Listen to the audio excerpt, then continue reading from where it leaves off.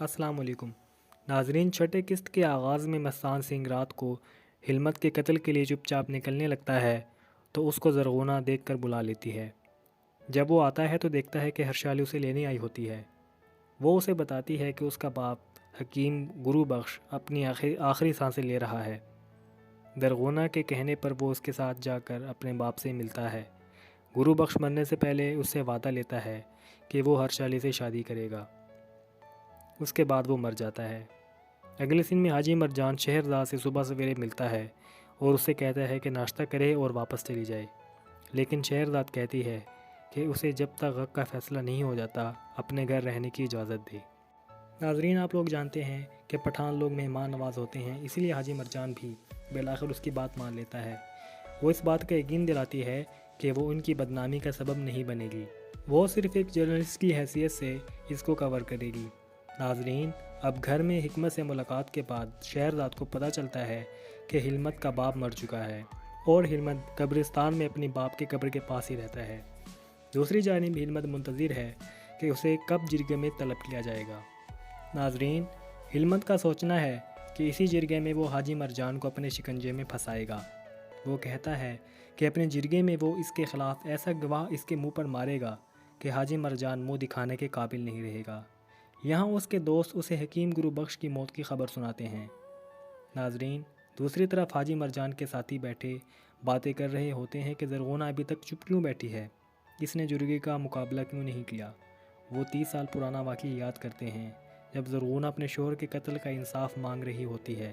اسے انصاف نہیں مل رہا ہوتا اور وہ قسم اٹھاتی ہے کہ جب تک اسے انصاف نہیں ملے گا وہ سر پر چادر نہیں لے گی اور یہی قمیض پہنے رکھے گی جس پر اس کے شوہر کے قتل کا خون لگا ہے۔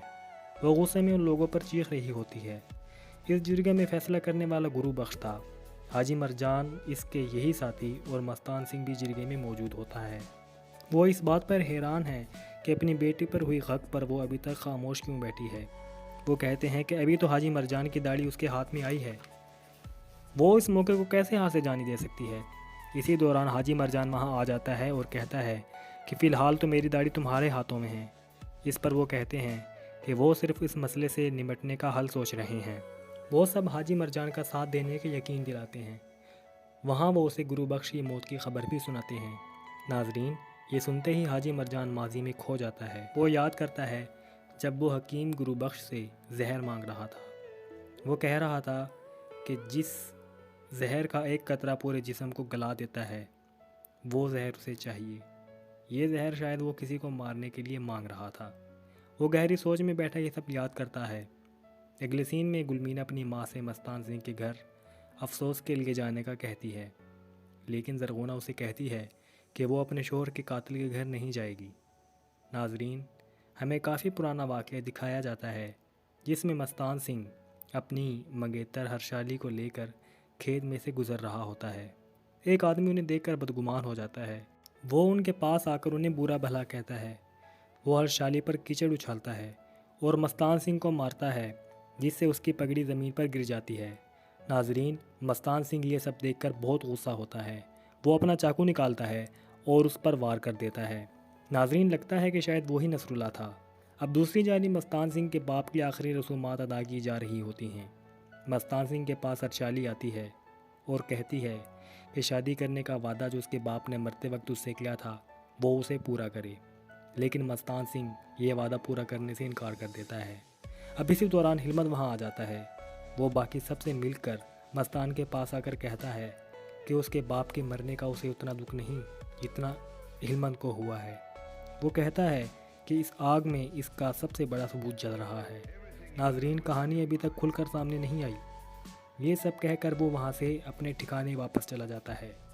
ناظرین، اب حاجی مرجان اس سے آ کر ملتا ہے اور کہتا ہے کہ اپنی ماں کا خیال کرے اور زرغونہ سے معافی مانگ لے، سب ٹھیک ہو جائے گا، بات جرگے تک نہیں پہنچے گی۔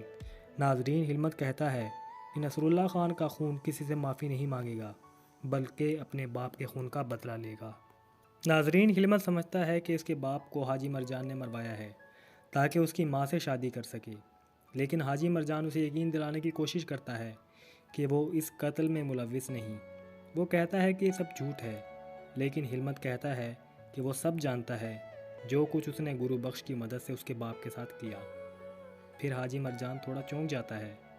ناظرین، حاجی مرجان نے گرو بخش کے ساتھ مل کر نصر اللہ کے ساتھ کیا یہ بھی آگے واضح ہو جائے گا۔ خیر، وہ اسے کہتا ہے کہ ہلمت اس پر الزام لگا رہا ہے اور اب جرگہ غگ پر نہیں بلکہ اس الزام پر بیٹھے گا۔ یہ کہہ کر وہ چلا جاتا ہے اور ہلمت اس پر خوش ہوتا ہے۔ ناظرین، اس قسط کے آخری سین میں بادام گل زرغونہ کو آ کر بتاتا ہے کہ گرو بخش کی چتا پر ہلمت آیا تھا اور اس نے ایک گرو بخش کی لاش پر تھوکا تھا۔ زرغونہ کہتی ہے کہ پاگل کسی کی لاش پر کون تھوکتا ہے؟ تو بادام گل کہتا ہے کہ دشمن تھوکتا ہے۔ یہ سن کر زرغونہ کچھ سوچنے لگ جاتی ہے اور قصہ یہاں ختم ہو جاتی ہے۔